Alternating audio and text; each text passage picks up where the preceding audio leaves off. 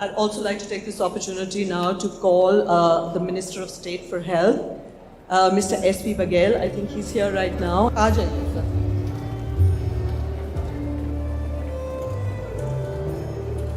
बघेल साहब, अगर मैं आपसे पूछ पाऊँ कि ये जो इनिशिएटिव है समर्थ बाय हिंडाई, जिसमें इमीडिएटली ये हो रहा है कि हमारे 6 पैरा एथलीट्स को सपोर्ट मिलेगा अगले साल के लिए ताकि ये इंडिया के लिए मेडल्स ले पाएँ, आप इस इनिशिएटिव के बारे में क्या बोलना चाहेंगे?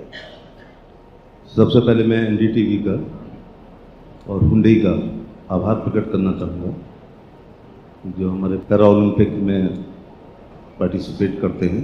मैं कह रहा था अभी कि Suhas ji is the role model for all the players, not only para players बल्कि general student who is trying for UPSC. You are para Olympian as well as the collector of I think Ghaziabad और नोएडा।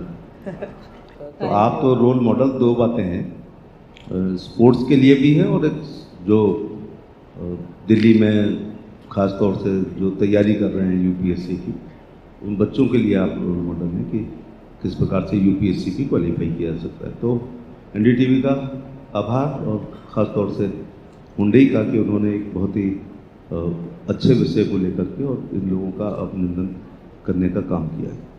मैं जब assembly का चुनाव लड़ रहा था तो ऑब्जर्वर से मिलने गया तो वो दृष्टिबाधित थे, तो मैं सोचा कि जो ऑब्जर्वर वो अपने फादर को लेके आए हैं, तो मैंने वहाँ चपरासी से कहा कि ज़रा ऑब्जर्वर से बात करनी है, मैं असेंबली चुनाव लड़ रहा था। तो वो बोले मैं ही हूँ ऑब्जर्वर।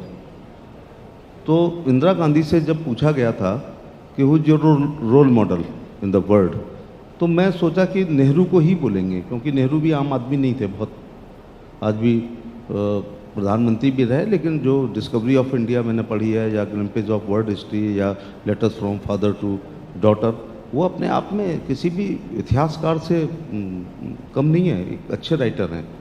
तो इंदिरा गांधी का जवाब था कि my role model is Helen Keller, not Motilal Nehru और जवाहरलाल नेहरू और महात्मा गांधी। तो फिर मैंने पता किया भाई ये हेलन केलर कौन थे, तो he was the first graduate, blind graduate जो लुई ब्रेल पद्धति से हुए थे।